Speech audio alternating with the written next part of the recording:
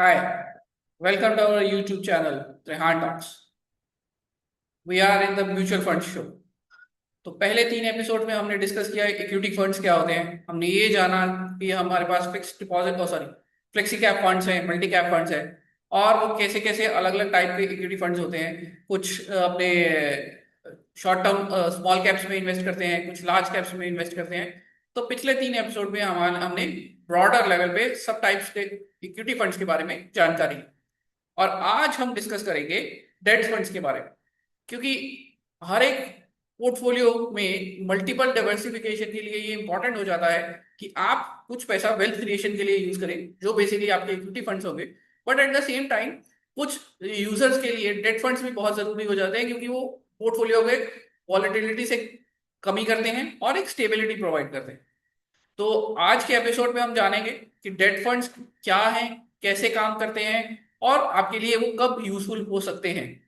तो क्या वो हम ये भी कंपेयर करेंगे कि क्या एफडी के मुकाबले वो बेहतर रिटर्न जनरेट करते हैं या कुछ और फ्लेक्सिबिलिटी हमें प्रोवाइड कर सकते हैं। तो उनका नेक और नेक वन ऑन वन कंपैरिजन करके हम समझेंगे कि एफडी आपके लिए ज्यादा बेनिफिशियल है या डेट फंड्स। तो आज के एपिसोड में हम पूरी चीजें कवर करेंगे, जैसे कि डेट फंड्स क्या होते हैं, कैसे काम करते हैं। हम ये जानेंगे कि डेट सिक्योरिटीज क्या है, गवर्नमेंट सिक्योरिटीज हैं, कॉर्पोरेट बॉन्ड्स हैं, ट्रेजरी बिल्स। फिर हम ये जानेंगे कि कौन सी कैटेगरीज है डेट फंड्स की, लिक्विड, शॉर्ट ड्यूरेशन और लॉन्ग ड्यूरेशन फंड्स क्या होते हैं। वो अगली अपने आने वाली हमारी स्लाइड्स में आपको पता लगेगा। यहाँ पे एक्सपेक्टेड रिटर्न आपका 5 to 8% हो सकता है डिपेंडिंग ऑन द कैटेगरी। आप कब बेसिकली डेट फंड्स को यूज करते हैं, और एज आई सेड हम फिक्स डिपॉजिट्स के कंपैरिजन में करेंगे। कभी कभार लोगों को लगता है कि डेट फंड्स कह दिया तो एकदम फुली सिक्योर है, बट ऐसा नहीं होता, उनमें भी रिस्क है। तो हम उनके बारे में भी बात करेंगे। तो ये सब शुरू करने से पहले मैं एक डिस्क्लेमर दे दूं कि मेरा नाम विशाल रेहन है, मैं एक सेबी रजिस्टर्ड रिसर्च एनालिस्ट हूँ। और इस प्रेजेंटेशन में जितनी भी इंफॉर्मेशन दी गई है वो सिर्फ एजुकेशनल पर्पसेस के लिए है। इसमें कोई भी रिसर्च रिकमेंडेशन नहीं दी गई है, ना कोई बाय ना कोई सेल का रिकमेंडेशन है, ना किसी फंड्स के बारे में पर्टिकुलरली रिकमेंड किए गए। And investment in security markets are subject to market risk. So please read all the information related documents carefully before investing. Detailed disclosures के लिए आप हमारी वेबसाइट चेकआउट कर सकते हैं। तो बिना किसी देरी के हम आज शुरू करते हैं हमारा द म्यूचुअल फंड शो। और आज का टॉपिक है हमारा डेट फंड्स। सबसे पहले हम जानेंगे कि डेट फंड्स क्या होते हैं। तो ये इंपॉर्टेंट चीज है कि debt funds are the mutual funds that invest primarily in fixed income securities. तो यहाँ पे आपको जो इनकम मिलती है वो वेल्थ क्रिएशन के लिए नहीं मिलती, जिसकी वजह से हम कहते हैं फिक्स्ड इनकम सिक्योरिटीज में जो फंड्स इन्वेस्ट करते हैं वो हमारे डेट फंड्स कहलाते हैं। क्या क्या इन्वेस्ट फिक्स्ड इनकम सिक्योरिटीज हो सकती हैं, गवर्नमेंट बॉन्ड्स हो सकते हैं, कॉर्पोरेट बॉन्ड्स हो सकते हैं, treasury bills, money market instruments हो सकते हैं। तो ये बेसिकली एक टाइप का लेंडिंग का प्रोडक्ट है। एग्जाम्पल आपको अगर मैं कंपेयर करके बताऊं, मान लीजिए आपने 10,000 रुपीज किसी इक्विटी फंड में लगाए, तो वो फंड मैनेजर उस सारे पूल्ड मनी का जो यूज करेगा उसका यूज होगा बेसिकली स्टॉक्स में इन्वेस्ट करना। तो आप शेयर होल्डर बनते हैं, कंपनियों के ओनर्स बनते हैं। But in case of date funds क्या होता है, जो pool of money fund manager के पास होता है वो उसको लेंडिंग पर्पसेस के लिए यूज करता है ना। वो लेंडिंग पर्पसेस कहीं भी हो सकते हैं। गवर्नमेंट्स को पैसा रेज करना है तो वो अपने बॉन्ड्स रेज करेंगे, कॉर्पोरेट्स को एक्सपेंशन करना है, उनको पैसे की जरूरत है तो वो भी अपने बॉन्ड्स के थ्रू पैसा रेज करते हैं। बैंक्स को सर्टिफिकेट ऑफ डिपॉजिट्स के थ्रू रेज किए जा सकते हैं। And then there are various instruments. तो आप बेसिकली क्रेडिटर बन जाते हैं इन सारे इंस्टीट्यूशंस के लिए जब आप डेट फंड्स के थ्रू इन्वेस्ट करते हैं। और इसमें रिटर्न क्या मिलेगा आपको, इसमें रिटर्न आपको इंटरेस्ट इनकम मिलेगी विद द प्रॉमिस टू पे बैक, आपका प्रिंसिपल वापस आ जाएगा। इक्विटीज में कंपैरिजन करें तो वहां पे आपके पास कैपिटल एप्रिसिएशन होता है और डिविडेंड आती है। यहाँ पे आपका प्रिंसिपल रिटर्न आता है एंड आपको इंटरेस्ट इनकम मिलता है। अब हम आगे बढ़ने से पहले ये जाने कि कौन कौन से टाइप ऑफ डेट फंड्स होते हैं और किसके लिए क्या सुटेबल है, तो हमें ये जानना जरूरी है कि एक्चुअली डेट फंड्स इन्वेस्ट करते कहाँ हैं। तभी आपको ये समझ आएगा कि एक्चुअली इनका रिटर्न कैसे जनरेट होने के चांसेस क्या होते हैं। तो पहली जो इन्वेस्टमेंट होती है वो है गवर्नमेंट सिक्योरिटीज। गवर्नमेंट सिक्योरिटीज की बात करें तो गवर्नमेंट ऑफ इंडिया हमारे बहुत सारे इंफ्रास्ट्रक्चर प्रोजेक्ट्स के लिए पैसा रेज करने की कोशिश करते हैं। तो बजट में ये ऑलरेडी होता है कि हाँ हमें कितना गवर्नमेंट ऑफ इंडिया को पैसे की जरूरत पड़ेगी और कितना वो उसका पोर्शन ऑफ दैट डेट से रेज करेंगे। तो गवर्नमेंट सिक्योरिटीज रेज की जाती हैं, आरबीआई इनकी ऑप्शंस करता है, और वहां से गवर्नमेंट जो है पैसा रेज करती है अपने वेरियस इन्वेस्टमेंट पर्पसेस के लिए, कैपेक्स के लिए या गवर्नमेंट रनिंग के लिए, बजट डेफिसिट्स के लिए भी कुछ भी हो सकता है। नाउ यहाँ पे आपको सबसे सेफेस्ट कैटेगरी ऑफ इन्वेस्टमेंट मिलती है। क्यों? क्योंकि ये government backed, government of India की सॉवरेन गारंटी से बैक्ड होते हैं। तो इसकी वजह से आपको सबसे हाई सर्टेनिटी मिलेगी और लोएस्ट रिस्क होगा। But at the same time आपके जो रिटर्न्स होंगे कंपैरेटिव टू अदर इंस्ट्रूमेंट्स वो भी कम नहीं होंगे। कॉर्पोरेट बॉन्ड्स की बात करें, अब कॉर्पोरेट बॉन्ड्स जैसे कि गवर्नमेंट को पैसा चाहिए होता है बहुत सारे अपने कामों के लिए, वैसे ही कॉर्पोरेट्स को भी मनी की जरूरत पड़ती है। तो sometimes they go to the bank जहां से वो मनी रेज करते हैं, they go to the securities market जहां वो आईपीओ से रेज करते हैं। बट कभी कभार फाउंडर्स और प्रमोटर्स जो होते हैं तो परमानेंट पैसे की जरूरत नहीं है, तो they don't want to dilute their share holding. तो वो क्या करेंगे, उनको किसी स्पेसिफिक पर्पस के लिए पैसा चाहिए, तो वो कॉर्पोरेट बॉन्ड से भी वो पैसा रेज कर सकते हैं। तो कॉर्पोरेट बॉन्ड्स कंपनीज इशू करती हैं और ये गवर्नमेंट सिक्योरिटीज के कंपैरेटिवली हायर रिटर्न जनरेट करते हैं, क्योंकि इनका रिस्क भी आपकी तरफ बढ़ जाता है। रिस्क इज क्योंकि यहाँ पे डिफॉल्ट के भी चांसेस हो सकते हैं। बट अगर क्रेडिट रेटिंग के हिसाब से आप जाएं तो आपको पता लग जाता है कि ट्रिपल ए रेटेड कंपनीज कौन सी हैं, डबल ए रेटेड कंपनीज कौन सी हैं, और उसके अकॉर्डिंगली ही आप रिस्क को असेस कर सकते हैं और इन बॉन्ड्स में पार्टिसिपेट कर सकते हैं। नाउ ट्रेजरी बिल्स जैसे गवर्नमेंट बॉन्ड्स रेज करती है, जहां पे मान लीजिए 10 साल के उन्होंने बॉन्ड रेज कर दिए इंफ्रास्ट्रक्चर के लिए, हाईवे प्रोजेक्ट्स के लिए। Treasury bills short term opportunities के लिए होता है। तो ट्रेजरी बिल्स में हम देखेंगे most of the government securities होंगी वो अंडर 1 ईयर होंगी। तो वहां पे मेच्योरिटी जो है छोटी है, रिस्क बहुत ही कम होता है बिकॉज ये लिक्विड मोस्टली होते हैं। तो मतलब आप जैसे बैंक में जाके पैसा डिपॉजिट करते हैं निकालते हैं, this is just like that. Treasury bill market में जो फंड्स है वो इन्वेस्ट कर सकते हैं, बहुत ही लिक्विड होती है। तो ताकि अगर किसी दिन एक्स्ट्रा रिडम्पशन रिक्वेस्ट भी फंड मैनेजर के पास आ जाए तो वो बड़े आराम से इसमें से पैसा निकाल के आपको दे सकता है। Commercial papers, commercial papers basically अब गवर्नमेंट की तरफ से हटके कॉर्पोरेट पे आ जाते हैं, तो वो कमर्शियल पेपर्स रेज करते हैं। इसमें भी आप देखेंगे आपका जो मेच्योरिटी पीरियड होगा वो 1 साल से कम ही होगा। बस इसमें कमर्शियल पेपर्स में बेसिकली हम कुछ 21 दिन की मेच्योरिटी नहीं होती, इट्स लाइक 90 प्लस 365 लेस। तो कमर्शियल पेपर्स कॉर्पोरेट्स यूज करते हैं। अगेन सिमिलर मॉडरेट रिस्क आएगा क्योंकि यहाँ पे मेच्योरिटी छोटा है और आपके पास उसी अकॉर्डिंगली इंटरेस्ट आता है। कॉर्पोरेट ऑफ डिपॉजिट्स एज इसम से ये नॉर्मली बैंक्स इशू करते हैं।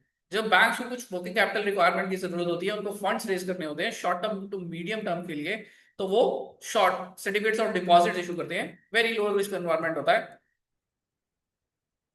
नाउ अब हमने ये तो समझ लिया कि कहाँ से पैसा इन्वेस्ट किया जाता है बेसिकली डेट फंड्स में, तो और कहाँ से हमें इंटरेस्ट आएगा, सोर्स क्या है इनकम का।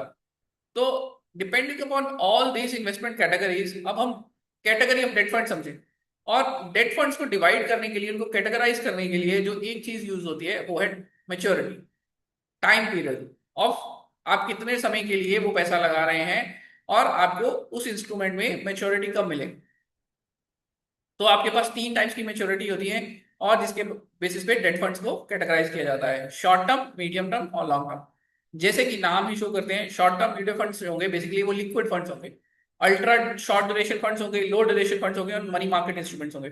तो इसमें आपको देखने को मिलेगा जो इन्वेस्टमेंट होगी वो बेसिकली ट्रेजरी बिल्स में होगी, कॉर्पोरेट पेपर्स में होगी, कमर्शियल पेपर्स में होगी, क्योंकि इनकी मेच्योरिटी 1 ईयर से लेस है, वो उनको मैच करती है। तो इसी वजह से आपके पास शॉर्ट टर्म इंस्ट्रूमेंट का है तो आपके पास इंटरेस्ट कम आएगा, but at the same time आपके पास जो कैपिटल है वो प्रिजर्वेशन के चांसेस ज्यादा है और कैपिटल का रिस्क जो है कम हो जाता है, इंटरेस्ट रेट लो मिलता है। मीडियम टर्म की बात करें तो हमारे पास जो बॉन्ड्स आते हैं उनको कैटेगराइज किया जाता है शॉर्ट ड्यूरेशन, मीडियम ड्यूरेशन और कॉर्पोरेट बॉन्ड्स। इसमें आपका बेसिकली कंपैरिजन सिंपल सा है, शॉर्ट ड्यूरेशन से ज्यादा, तो 1 साल के ऊपर की मेच्योरिटी के जो पीरियड बॉन्ड्स होते हैं उनमें जब कोई इन्वेस्टमेंट की जाती है तो उनको 1 to 3 ईयर की मेच्योरिटी कहा जाता है। तो वो बॉन्ड जो है मीडियम टर्म में आ जाते हैं। तो इन बॉन्ड्स में जैसे जैसे हम आगे बढ़ते जाएंगे तो आप देखेंगे कि आपका इंटरेस्ट रेट जो है वो बढ़ता जाएगा बिकॉज आपका रिस्क भी बढ़ता जाता है। अब मीडियम टर्म की अपॉर्चुनिटी में आपका प्रिंसिपल का रिटर्न वापस आने के चांसेस, वहां पे रिस्क बढ़ता है, जिसकी वजह से वहां पे आपका इंटरेस्ट भी बढ़ता है। Long term duration funds, medium to long term duration, यहाँ पे मेच्योरिटी आपको 3 साल से प्लस में मिलेगी। और ये लॉन्ग ड्यूरेशन फंड्स हो सकते हैं या गिल्ड फंड्स हो सकते हैं। अब हम देखते हैं कि इंडिया में गवर्नमेंट सिक्योरिटीज जो है वो 10 साल की भी लिस्टेड होती हैं, 20 साल की भी लिस्टेड होती है, क्योंकि सरकार के बहुत सारे प्रोग्राम जो है वो बहुत ही बड़े पीरियड के लिए चलते हैं, केपेक्स इन्वेस्टमेंट्स होता है, तो वो गिल्ड फंड्स कहलाते हैं। और इसी चीज के लिए क्योंकि हमें नहीं पता कि आने वाले समय में वो क्या रिडीम हो पाएंगे कि नहीं हो पाएंगे, इसकी वजह से गवर्नमेंट्स जो है या कॉर्पोरेट जो है ऐसे फंड्स के लिए आपको हायर इंटरेस्ट देते हैं कॉम्पनसेट करने के लिए। बट ये फंड जो है, बॉन्ड जो है, बेसिकली मार्केट में इंटरेस्ट रेट फ्लक्चुएलिटी से प्रभावित होते हैं। तो वो भी हम अगले आने वाले स्लाइड्स में समझेंगे। नाउ अब हम कंपेयर कर लें कि सेविंग्स के अकाउंट के कंपैरेटिवली ये कैसे बेहतर है या नहीं है, क्योंकि सारे के सारी चीज तो इसी पे डिपेंड करती है कि क्या हम इन फंड से कितना रिटर्न जनरेट कर पाएंगे। हमें हमें कंपैरिजन जो चाहिए ताकि हम समझ सके कि क्या ऑप्शन हमारे लिए बेहतर है। तो अगर हम इसको कंपेयर करें तो पहली चीज तो हमारे पास सिंपल कंपेरेबल होता है, वो है सेविंग अकाउंट। इंडिया में सेविंग अकाउंट का इंटरेस्ट रेट जो है वो 3 से 4% के बीच में लाई करता है। वहां पे आपके पास आप कभी भी जाके पैसा डिपॉजिट करा सकते हैं, निकलवा सकते हैं, जिसकी आपको साल में 12 से 14 जो भी ट्रांजेक्शन मिलती हैं, depending on bank to bank, और मिनिमम बैलेंसेस और वो जो भी रूल्स होते हैं। पर अब कंपेयर करें डेट म्यूचुअल फंड्स के बारे में, तो लिक्विड फंड्स के बारे में बात करें तो बेसिकली आप जब डेट फंड्स में इन्वेस्ट करते हैं सर, पहली चीज तो ये यहाँ पे मिनिमम रिक्वायरमेंट कुछ नहीं। अगर आप किसी HDFC बैंक में या एक्सिस बैंक या ऐसे ऐसे बैंक में जाके खाता खोलते हैं, तो सेविंग अकाउंट खोलते समय ही वो आपको बोलते हैं कि आपको मिनिमम बैलेंस रखना पड़ता है। 10,000 बैलेंस हो सकता है, 15 हो सकता है, 25,000 होता है, depending on the category of the service आप जो भी ले रहे हैं, तो वो बैलेंस आपका मिनिमम आपको रखना पड़ेगा। बट डेट फंड्स में इन्वेस्ट करते समय ये रिक्वायरमेंट कहीं नहीं आती। तो डेट फंड्स में पहली तो फ्लेक्सिबिलिटी जो मिलती है आपको वो है, आपको मिनिमम इन्वेस्टमेंट्स का कोई जरूरत नहीं है और वो पैसा ब्लॉक भी नहीं होता है, तो आप जितना मर्जी डाल सकते हैं। ना फर्स्ट कैटेगरी आएगी लिक्विड फंड्स, जो उसके क्लोजेस्ट है। लिक्विड फंड्स में आप देखेंगे कि आपका जो सॉरी जो रिटर्न वो है वो 6% एक करीब का है। इसमें निफ्टी 20 करके एक प्रोडक्ट लिस्टेड है, लिक्विड केस करके एक प्रोडक्ट लिस्टेड है। तो आप देखेंगे ये basically treasury instruments, 1 year instruments में पैसा डालते हैं, तो जिसकी वजह से ये वो रिटर्न्स को मैच कर देते हैं 6 से 7% के। शॉर्ट ड्यूरेशन फंड्स जो 1 साल से कम के होते हैं, वहां पे आपको 6 से 7% का इंटरेस्ट रेट मिल सकता है। Corporate bonds, corporate bonds little higher period के लिए होते हैं, जिसकी वजह से हमने पीछे भी बात किया कि जैसे जैसे आपका टेन्योर बढ़ता जाता है, मेच्योरिटी बढ़ती जाती है, तो आपके रिस्क बढ़ता जाता है, क्योंकि आपके बॉन्ड का वैल्यू जो है, मार्केट वैल्यू जो है, वो डिपेंड करता है मार्केट में इंटरेस्ट रेट के चल रहा है, तो उसकी वैल्यू भी फ्लक्चुएट होगी। Then at the top of the time, क्योंकि टाइम पीरियड बढ़ता है तो ये भी बढ़ता है कि डिफॉल्ट का रिस्क भी हो सकता है। दैट्स व्हाई आप देखेंगे कॉर्पोरेट बॉन्ड्स और लॉन्ग ड्यूरेशन बॉन्ड्स में आपका जो रिटर्न है वो 8% से सरपास कर सकता है। फिक्स डिपॉजिट्स 6 से 7% इंडिया में जो रिटर्न मिलता है वो हमें पता ही है। नाउ अब हम ये समझने की कोशिश करेंगे कहाँ हमें डेट फंड्स को चूज करना चाहिए, इससे हमें क्या फायदा हो सकता है। अल्ट्रा सॉरी लिक्विड फंड्स है अल्ट्रा शॉर्ट ड्यूरेशन के लिए। मान लीजिए आपको कोई इमरजेंसी फंड चाहिए और वो ऐसा फंड है जो आप कहीं पैसा ब्लॉक नहीं करना चाहते। आप कोई भी फिक्स डिपॉजिट अगर बैंक में करने चाहेंगे तो आपको वो मेच्योरिटी ब्लॉक करनी पड़ती है। बट इमरजेंसी फंड्स जो अगर आप लिक्विड फंड्स में लगाएंगे तो आपको कोई भी ब्लॉक नहीं होता, क्योंकि लिक्विड फंड्स में आप कभी भी पैसा निकाल सकते हैं।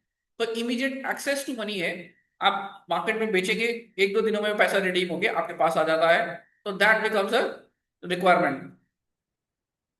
शॉर्ट टर्म गोल्स है, मान लीजिए आपको कुछ खरीदना है, हम ये कह सकते हैं कि आने वाले पीरियड में आपको कुछ किसी की स्कूल फीस पे करनी है या आपको किसी वेकेशन के लिए पैसा चाहिए, तो शॉर्ट टर्म गोल है। तो ऐसे गोल्स को अचीव करने के लिए आप लॉन्ग ड्यूरेशन फंड्स को इन्वेस्ट कर सकते हैं। अगेन आपके पास लिक्विडिटी हाई होती है, आप कभी भी उन पैसे को निकाल सकते हैं, बट आप एक सेविंग अकाउंट से ज्यादा का रिटर्न जनरेट कर पाते हैं। मीडियम टर्म गोल्स हैं आपके, तब आप मीडियम बॉन्ड्स को यूज करेंगे या कॉर्पोरेट बॉन्ड्स को। आप किसी गोल के लिए अचीव करने की कोशिश कर रहे हैं, जैसे कि आप अपना हाउस का डाउन पेमेंट देने की कोशिश करेंगे अगले 2-3 सालों में, या फिर आपको किसी कार को परचेज करने के लिए पैसा इकट्ठा करना है, या फिर किसी वेडिंग पे एक्सपेंसेस के लिए आपको चाहिए, तो यहाँ पे आपका जो गोल है आने वाले 2 से 3 साल के बीच का है, तो आप basically medium term duration corporate bonds में जा सकते हैं, जहाँ पे आपको 7 to 8% रिटर्न मिल सकता है, और depending upon your risk taking capacity आप 8% प्लस भी जा सकते हैं, पर आप उस मेच्योरिटी को मैच करेंगे तो पैसा आपको वापस आ जाएगा। Conservative portfolio compound. ना मान लीजिए, जो हमने पहली चीज में बात करी, किसी भी पोर्टफोलियो को बैलेंस करने के लिए इक्विटी और डेट का कॉम्बिनेशन प्रॉपर होना चाहिए, जो हर एक इन्वेस्टर के रिस्क एपेटाइट पे डिपेंड करता है ना। अगर आप फुल्ली इक्विटीज में चले जाते हैं तो आप समझिए कि क्योंकि स्टॉक मार्केट के प्राइसेस फ्लक्चुएट करते हैं, तो आपका पोर्टफोलियो भी उसी तरीके से फ्लक्चुएट करेगा। बट अगर आप चाहते हैं कि कुछ आपको स्टेबल इनकम मिले और आपका फ्लक्चुएशन कम हो, तो देन आप उसको बैलेंस करेंगे। तो डिपेंडिंग ऑन योर चॉइस कि आप 60% इक्विटीज में डाल दीजिए, 40% डेट में, 70% इक्विटीज में डाल दीजिए, 30% डेट में। तो इन्वेस्टर चॉइस इस चीज को बैलेंस करने के काम आता है। तो कंजर्वेटिव पोर्टफोलियो जो होता है, वहां पे इन्वेस्टर ये चाहता है कि उसके इन्वेस्टर प्रोटेक्शन ज्यादा हो, कैपिटल प्रोटेक्शन ज्यादा हो, फ्लक्चुएशंस कम हो, स्टेबिलिटी ज्यादा हो, तो वहां पे भी वो डेट कंपोनेंट जो है एलोकेट करेगा। रिटायर्ड लोगों के लिए ये एक इनकम सोर्स का काम करता है, क्योंकि बेसिकली आपको फ्लक्चुएशन नहीं चाहिए, आप इन्वेस्टमेंट से रिटर्न क्रिएट करने की कोशिश कर रहे हैं। बेसिकली आप मंथली इनकम स्कीम्स में इन्वेस्ट करते हैं, जहां पे आपको यहाँ पे आप एक स्टैंडर्ड SWP बनाना चाहते हैं, बट आप चाहते हैं कि आपका फंड का पोर्टफोलियो जो है, जो वैल्यू है, वो आपको कंसिस्टेंट रहे, क्योंकि मार्केट के फ्लक्चुएशंस को आप बीट नहीं करना चाहते या उसे डील नहीं करना चाहते। तो ऐसे केस में आप डेट फंड्स को इंक्रीमेंट ज्यादा करेंगे और इक्विटीज में कम करेंगे। इट विल बी लाइक आप रिवर्स कर देंगे, अब 70% इन द डेट है और 30% सिर्फ इक्विटीज में है। तो दैट्स हाउ कॉर्पोरेट बॉन्ड्स, जहां पर आपका लिक्विडिटी का रिस्क कम हो जाता है, आपका रिस्क एपेटाइट कम है, तो आपको रेगुलर इनकम की जरूरत है और कैपिटल प्रिजर्वेशन के साथ, तो आप तब भी डेट फंड्स का इस्तेमाल कर सकते हैं। नाउ डायरेक्ट कंपैरिजन जो आता है वो है फिक्स्ड डिपॉजिट। आप ये समझने की कोशिश कीजिए कि डेट फंड्स आपके बेसिकली कैपिटल या वेल्थ प्रिजर्वेशन, वेल्थ अचीव करने के गोल के लिए नहीं होते। ये कैपिटल प्रिजर्वेशन का टूल है और इनकम जनरेशन का टूल है। इसकी वजह से डेट फंड्स कभी भी इक्विटी फंड्स के साथ कंपीट नहीं करते। Date funds basically fixed deposits के साथ कंपीट करते हैं, क्योंकि बहुत सारे बैंक जो है वो 6 to 7% फिक्स्ड डिपॉजिट्स का रिटर्न देते हैं। और वही कंपैरिजन है कि डेट फंड्स आपको क्या अच्छी चीजें दे सकते हैं या क्या कमियां हैं, उसको समझने के लिए आपके पास ये इंफॉर्मेशन मैं शेयर कर रहा हूँ कि डेट फंड्स हमने देख लिया कि शॉर्ट ड्यूरेशन फंड्स है, मीडियम टर्म ड्यूरेशन फंड्स है, corporate bonds large duration funds है। तो उनकी वजह से आपके पास जो रिटर्न्स है वो वेरिएबल हो जाते हैं। तो 5 to 8% जितना आप ड्यूरेशन लंबे समय के लिए जाएंगे, तो उस हिसाब से आपको रिटर्न मिलता है। फिक्स्ड डिपॉजिट्स बैंक्स मोर और लेस सेम है, 6 to 7% most of the banks in India आपको देंगे। लिक्विडिटी, यहाँ पे डेट फंड्स एक हायर एज रखते हैं, जो हमने अभी बात करी कि लिक्विडिटी हाई होती है। डेट फंड्स क्योंकि मार्केट इंस्ट्रूमेंट्स हैं, तो मार्केट में वो लिस्टेड होते हैं, तो आप पैसा विड्रॉ कर सकते हैं। हर एक डेट फंड में आप कभी भी पैसा विड्रॉ कर सकते हैं, आपके पास कोई भी लॉक इन नहीं होता। फिक्स डिपॉजिट्स के केस में आप देखेंगे तो आपको कहेंगे 1 ईयर का FD है, 3 साल का FD है या 5 साल का FD है, तो आपका लॉक इन पीरियड हो जाता है। और लॉक इन पीरियड को ब्रेक करने के लिए आपको इंटरेस्ट फोरगो करना पड़ता है, तो वो भी एक इशू हो जाता है। और टैक्सेशन की बात करें, टैक्सेशन में आपके डेट फंड जो है आपके लिए हायर एफिशिएंट होते हैं फिक्स डिपॉजिट्स की कंपेरेटिव। अगर depending on your salary bracket, अगर आप सैलरी ब्रैकेट में हैं और 30% टैक्स ब्रैकेट में हैं, तो फिक्स्ड डिपॉजिट का जो इंटरेस्ट होगा बेसिकली आपकी इनकम में जुड़ेगा और ब्रैकेट के हिसाब से टैक्स लगता है। But in case of date funds ये कैपिटल गेन की कैटेगरी में आ जाएंगे।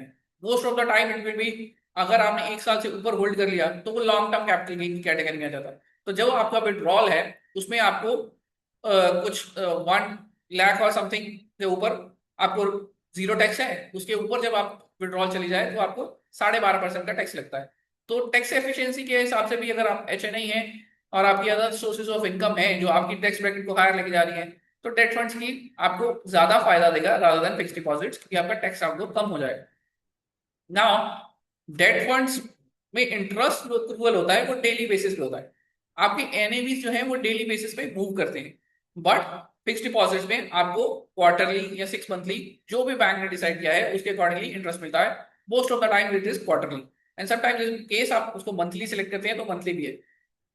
रिस्क की बात करें, अब फिक्स डिपॉजिट्स में सबसे कम रिस्क है, यहाँ पे कैपिटल प्रिजर्वेशन सबसे हाई है क्योंकि most of the banks India में शेड्यूल्ड बैंक्स हैं जो आरबीआई द्वारा गवर्न किए जाते हैं रूल्स को। और यहाँ पे डीजी आईसी जीसी की भी इंश्योरेंस भी होती है, हालांकि it's only up to 5 lakhs। अगर आपके बैंक में ज्यादा पैसे हैं तो अगर बैंक फेल हो जाता है तो इन दैट केस ये इंश्योरेंस आपको 5 लाख तक का इन्वेस्टमेंट देगी। बट डेट फंड्स के केस में क्या है, आपने कॉर्पोरेट बॉन्ड्स में पैसा लगाया, अगर मान लीजिए वो कंपनी पैसा वापस नहीं कर पाई, इंटरेस्ट नहीं दे पाई, आपका प्रिंसिपल वापस नहीं कर पाई, तो ये एक रिस्क जो है डेट फंड्स के साथ रिलेटेड है। तो इंटरेस्ट रेट इसलिए रिस्क रेट और क्रेडिट रिस्क दोनों बनते हैं। फ्लेक्सिबिलिटी, डेट फंड्स जो हमने पहले भी बात करी, फ्लेक्सिबिलिटी ही सबसे इंपॉर्टेंट चीज है जो डेट फंड्स को प्रेफरेबल बनाती है इन्वेस्टर्स के लिए, क्योंकि यहाँ पे आप कभी भी पैसा निकाल सकते हैं, आप रिडीम कर सकते हैं, आप स्विच कर सकते हैं। पर फिक्स डिपॉजिट्स में आपने एक बार पैसा दे दिया, आप उसको चेंज नहीं कर सकते और प्री मेच्योर विड्रॉल के लिए आपको टैक्स सॉरी इंटरेस्ट आउटगो लगता है और पेनल्टी लगती है।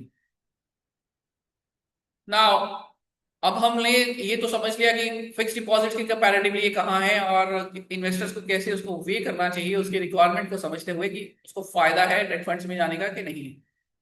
और ये हमने पहले बात करी, डेट फंड्स का नाम सुनते ही कुछ लोगों को लगता है कि हाँ it's a fully secured product. Answer जो मैंने पहले ही कहा, इट्स नॉट देयर, रिस्क वहां पे भी है। तो एज एन इन्फॉर्म्ड इन्वेस्टर आपको ये रिस्क जानने बहुत ही जरूरी है ताकि आप एक प्रॉपर डिसीजन मेकिंग कर सकें। इंटरेस्ट रेट रिस्क, अब इंटरेस्ट रेट रिस्क जो हमने बात करी, मार्केट में इंटरेस्ट रेट फ्लक्चुएट होते हैं, बैंक्स के इंटरेस्ट रेट बढ़ते हैं, आरबीआई के रेपो रेट्स बढ़ते हैं, ये डायरेक्टली इंपैक्ट करता है कि आपके लॉन्ग ड्यूरेशन फंड्स में का जो मार्केट वैल्यू है वो कैसे इंपैक्ट होगा, क्योंकि इन दोनों का इनवर्स रिलेशन होता है। मान लीजिए आपके पास इंटरेस्ट रेट 5% का है, बट अब मार्केट में बैंक्स ने इंटरेस्ट रेट 6% कर दिया, तो इन दैट केस आप देखेंगे आपके जो फंड की जो वैल्यू होगी वो कम हो जाएगी मार्केट में। क्यों? क्योंकि वो प्रेफरेबल इंस्ट्रूमेंट्स नहीं रहेंगे, क्योंकि मार्केट में कुछ और इंस्ट्रूमेंट्स हैं जो 6% का रिटर्न देने 6% का इंटरेस्ट देने के लिए तैयार है, तो आपके फंड्स की वैल्यू कम हो जाती है। वैसे ही अगर मार्केट में बैंक्स जो है इंटरेस्ट रेट्स कम करते हैं और आपके पास बॉन्ड्स हैं जो आपके पास 9 और 10% रिटर्न दे रहे थे, इंटरेस्ट दे रहे हैं, तो उनकी वैल्यू जो है बढ़नी शुरू हो जाएगी क्योंकि उनकी डिमांड बढ़ जाएगी। क्रेडिट रिस्क, डिफॉल्ट पेमेंट्स हो सकती है। अब मान लीजिए आपने किसी कॉर्पोरेट बॉन्ड्स में पैसे लगाए, कंपनी का जो भी एम था, उसको मशीनरी खरीदनी थी, उसको फैक्ट्री लगानी थी, उसकी कोई प्रोडक्शन होनी थी, कहीं पे भी कुछ ब्रेकडाउन हो गया तो कंपनी अगर पैसा वापस नहीं दे पाती है तो in that case credit risk बन जाता है। तो इसके लिए ही कहा जाता है कि आप क्रेडिट रेटिंग देखिए, AAA और AA+ रेटेड अगर कंपनीज के बॉन्ड्स में आप पैसा लगाएंगे तो वो रिलेटिवली ज्यादा सिक्योर माने जाते हैं। Liquidity risk, liquidity risk, some bonds आप सेल नहीं कर पाते क्योंकि मार्केट आज में क्या है, हर एक की डिमांड इतनी नहीं है, तो एक लिक्विडिटी रिस्क भी बन जाता है कि आप क्या सामने बायर है खरीदने के लिए कि या नहीं। री इन्वेस्टमेंट रिस्क जो हमने अभी बात करी, इंटरेस्ट रेट्स फ्लक्चुएट होते हैं तो आप यहां से पैसा लेके कहीं और इन्वेस्ट कर सकते थे या नहीं, तो ये भी एक रिस्क है। इवन दैट सेड दैट हम ये रिस्क जान तो लिए, तो मैं क्या कहूंगा कि क्या ये इतने बड़े रिस्क हैं कि आप डेट फंड्स में इन्वेस्ट ना करें? आंसर बैलेंसेस अपॉन कि चॉइस ऑफ यूजर क्या है। माय अंडरस्टैंडिंग से कि interest rate risk, credit risk, all this are there, but when you are choosing highly credit rated instruments तो वहां पे आपको आसानी रहेगी। एंड मोर ओवर आप पैसा खुद सीधा सीधा बॉन्ड्स में नहीं लगा रहे, आप डेट म्यूचुअल फंड्स को यूज करेंगे। अब डेट म्यूचुअल फंड्स क्या है, आप एक फंड मैनेजर को पैसा देते हैं जो हाईली एक्सपीरियंस्ड है इस चीज को जानने के लिए, और वहां पे क्योंकि छोटा इन्वेस्टमेंट नहीं होता, बड़ा इन्वेस्टमेंट होता है, तो वो एलोकेट करते हैं, डाइवर्सिफाई करते हैं। तो डाइवर्सिफिकेशन की वजह से आपके ये सारे जो रिस्क जो हैं वो भी डाइल्यूट हो जाते हैं। तो वो कहीं पे हायर इंटरेस्ट कमाने के लिए पैसा एलोकेट करेंगे, पर एट द सेम टाइम वो एक ज्यादा पोर्शन ऑफ द कैपिटल जो है प्रिजर्व करने के लिए नॉमिनल इंटरेस्ट रेट वाले इंस्ट्रूमेंट में भी लगाएंगे। तो डेट फंड्स जो है, जब म्यूचुअल फंड्स की बात आती है तो डेट फंड्स काफी हद तक इन सारे रिस्क को कवर करके चलते हैं। सो आई होप आपको ये सेशन अच्छा लगा हो और हमने बहुत सारी जानकारी हासिल की हो कि डेट फंड्स कैसे आप यूज कर सकते हैं अपने पोर्टफोलियोज को बैलेंस करने के लिए, स्टेबिलिटी के लिए, फ्लक्चुएशन को कम करने के लिए। Before I and this episode, let's have a quick recap कि आज हमने क्या क्या सीखा। हमने ये जाना कि डेट फंड्स इन्वेस्ट कहाँ करते हैं। वो गवर्नमेंट सिक्योरिटीज में इन्वेस्ट करते हैं, वो कमर्शियल पेपर्स में इन्वेस्ट करते हैं जहां से उनको इंटरेस्ट रेट मिलता है। हम कौन से टाइप्स के डेट फंड्स होते हैं? शॉर्ट टर्म, जो एक साल के कम वाले इंस्ट्रूमेंट्स में पैसा लगाते हैं। मीडियम टर्म ड्यूरेशन के फंड्स होते हैं, 1 to 3 years में लगाते हैं। और लॉन्ग टर्म ड्यूरेशन फंड्स होते हैं, 3+ years में लगाते हैं। ना पर्पस क्या होता है? यूज, अगर आपको इमरजेंसी फंड्स चाहिए तो आप डेट में इन्वेस्ट कीजिए। आपको कैपिटल प्रिजर्वेशन चाहिए, आप उसके लिए डेट फंड्स यूज कीजिए। आपके शॉर्ट टर्म गोल्स हैं, आप इक्विटी में लॉन्ग टर्म इन्वेस्टमेंट में नहीं जाना चाहते, आपको फ्लक्चुएशन नहीं चाहिए, तो आप उस गोल को अचीव करने के लिए शॉर्ट टर्म फंड्स का यूज कर सकते हैं। आपको कंजर्वेटिव एलोकेशन है, तब भी आप अपने पोर्टफोलियो में डेट फंड्स को जगह दे सकते हैं। एफडीज के comparatively liquidity is always better, tax efficiency भी आती है, बट ऑब्वियसली यहाँ पे थोड़ा रिस्क पड़ता है क्योंकि वो मार्केट का पैसा है। कंपनीज अपने हिसाब से पैसा इंटरेस्ट देती हैं, अगर कहीं वो डिफॉल्ट हो गया तो वो एक रिस्क रहता है। इंटरेस्ट रेट रिस्क और क्रेडिट और लिक्विडिटी रिस्क, इन सब के बारे में हमने बात कर ली, जो एक इंस्ट्रूमेंट में होती है। और इसी इंस्ट्रूमेंट को कवर करने के लिए, सॉरी, इस इंस्ट्रूमेंट के रिस्क को लोअर करने के लिए म्यूचुअल फंड्स जो हैं मल्टीपल इंस्ट्रूमेंट्स में पैसा लगाते हैं, जिसकी वजह से वो डाइवर्सिफाई कर सके और रिस्क को अपना कम कर सके। सो अगले एपिसोड में हम मिलेंगे और हम ये जानेंगे कि हाइब्रिड फंड्स क्या होते हैं। बैलेंस्ड अप्रोच है हाइब्रिड फंड्स में। तो यहाँ पे आपका कुछ पैसा जो है इक्विटीज में भी जा सकता है और डेट में भी जा सकता है, तो आपको दोनों चीजों का फायदा मिल जाता है। तो कंजर्वेटिव भी है, एग्रेसिव भी है, ये सारी जानकारी हम अगले एपिसोड में सीखेंगे। आई होप आपको ये हमारा एपिसोड अच्छा लगा हो। तो अगर आपको ये एपिसोड अच्छा लगा है तो आप रिक्वेस्ट करेंगे कि आप इस वीडियो को लाइक करिए और हमारे चैनल को सब्सक्राइब करना मत भूलिए, ताकि जैसे ही आपको नेक्स्ट वीडियो आए बेल आइकन को सब्सक्राइब कीजिए और बेल आइकन को पुश कीजिए। जैसे ही हमारा नेक्स्ट एपिसोड आएगा आपको उसका इंफॉर्मेशन मिल जाएगा। नाउ मैं आपसे ये आखिर में क्वेश्चन करता हूँ जाते हुए, क्या आप डेट फंड में इन्वेस्ट करते हैं या आप फिक्स डिपॉजिट्स को प्रेफर करते हैं? आप अपने कमेंट्स जो हैं नीचे लिख सकते हैं और हम इस डिस्कशन को आगे कंटिन्यू कर सकते हैं। So with this I will and my presentation. और मैं चाहूंगा कि आप अपने ग्रुप में ये इंफॉर्मेशन शेयर कीजिए, ताकि ज्यादा से ज्यादा लोग ये जान सकें कि म्यूचुअल फंड्स में क्या इन्वेस्टमेंट के लिए रिक्वायरमेंट्स होती हैं, कैसे करना चाहिए और उनकी डिसीजन मेकिंग को बेहतर बनाया जा सके, उनकी नॉलेज को इंप्रूव किया जा सके। With that I will say goodbye for today और मिलेंगे अगले हफ्ते एक और नए एपिसोड के साथ।